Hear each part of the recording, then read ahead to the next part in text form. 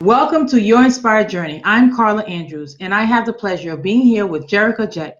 She is a dating and love coach. She's really going to help us give us a lot of great tips on how to, especially for those who are 40 and up, but this is actually for everyone. If you're looking into finding your forever love, and I'm going to repeat that, your forever love, you must listen to Jerica. Welcome. How are you? I'm doing great, Carla. Thank you so much. I'm excited to talk and dig into it. So let's do this. That's that's exciting because I have a lot of mentees in the younger age. I mentor a lot of young ladies in regards to life, love, leadership, just all around about taking care of themselves and really, of course, understanding their relationship is a big key to life.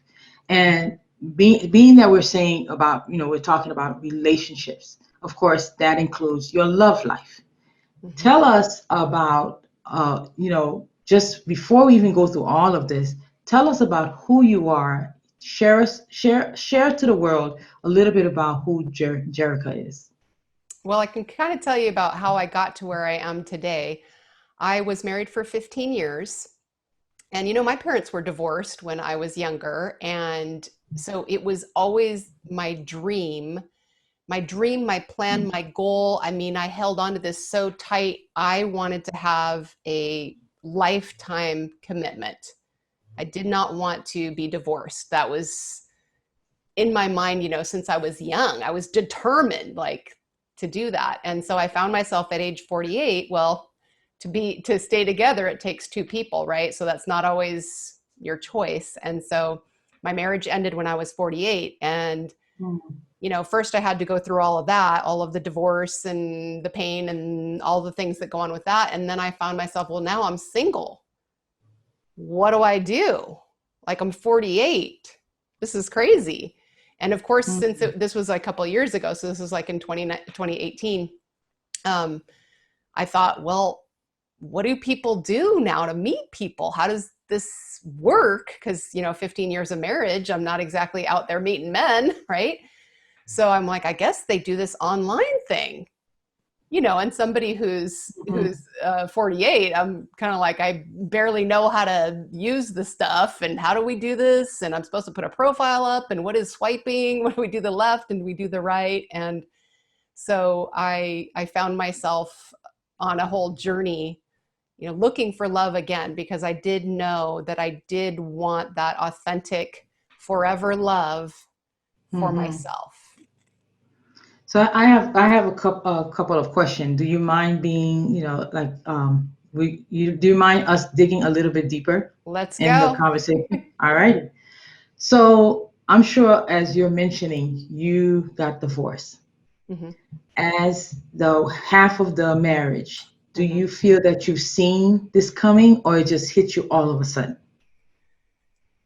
Well, of course, it's kind of both, I think, for a lot of people. It's like in the moment, it feels like it hits you all of a sudden, and then you look back later and hindsight is 2020.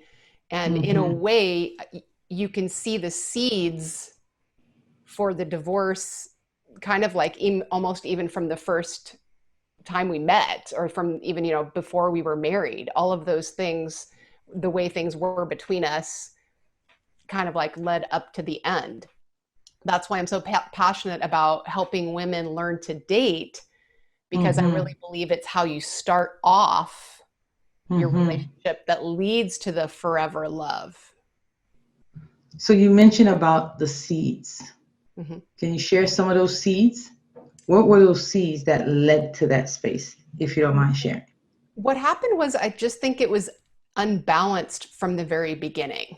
And I think this is a really common thing for a lot of women, is that a lot of us tend to feel a little bit anxious or a little bit nervous in relationship. And especially at the beginning, right? When you don't really know what's going on. Do you like him? Does he like you? We feel a little anxious. We feel a little nervous. That usually leads us to kind of pursue him, to kind of chase after him in some way. Maybe that means calling him or texting him, or, what are you doing? Or why are you not calling me? Or pursuing him in whatever way. And I did that in the very beginning, not just with my marriage, but actually with like other boyfriends that I'd had before. Mm. And I always thought, well, it's like, I'm an independent woman. Like I can just tell a man I'm interested in him.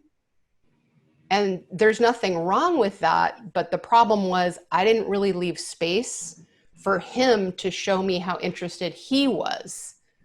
Mm. So it started off with my interest being stronger. And since that's how it started off, that's kind of how the whole relationship went. And so that's why at the end of 15 years, like he was the one who wasn't interested. Mm.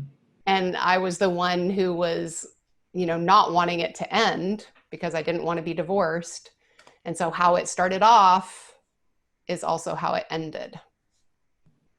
So do you feel that when you're saying that you were pursuing it harder than he was, it's Mhm. almost as what I'm hearing is you loved him more than he loved you.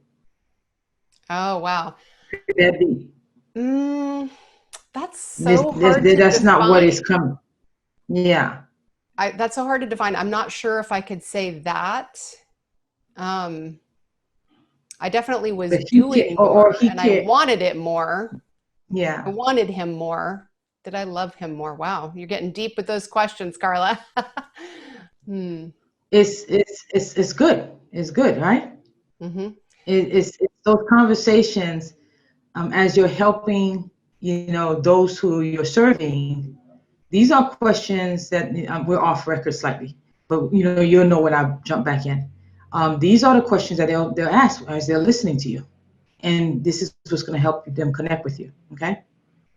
I think, So mhm. Go go ahead. ahead. Go ahead. No, go ahead. What you were saying? I was just going to say, I think you probably hit the nail on the head there. I hadn't really thought about it, but I think I probably did love him more.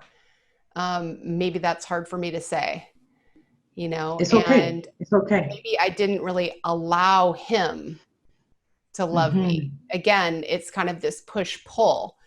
So if it's always my energy, then where am I kind of leaning back and allowing the love to come towards me? Hmm. Because that's So where I take responsibility for creating the whole relationship and what ended up happening.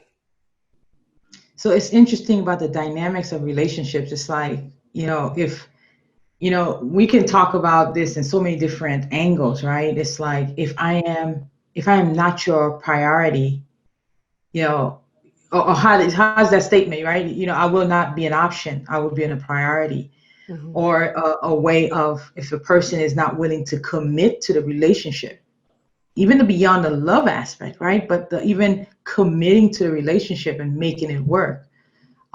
How much do we keep pushing to ensure that that relationship works if the other side, the other person, is not putting the exact same effort or even more to make it work?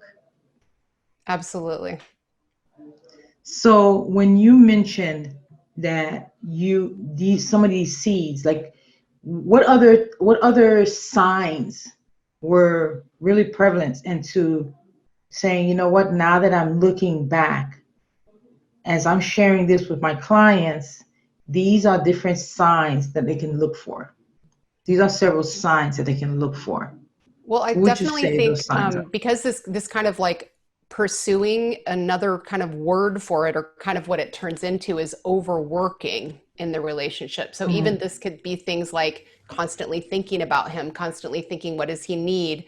So in marriage, this can even look like things like he needs doctor's appointments. I need to make those appointments for him, and making plans. What can I do to make sure he's happy? It could be like, he's happy today versus happy generally. Like if we're planning a trip, how can I make sure that trip is for him? So it's a lot of if feeling like you're overworking would be kind of one of those mm, alarms. And the other thing that kind of goes again right with that is a feeling of resentment.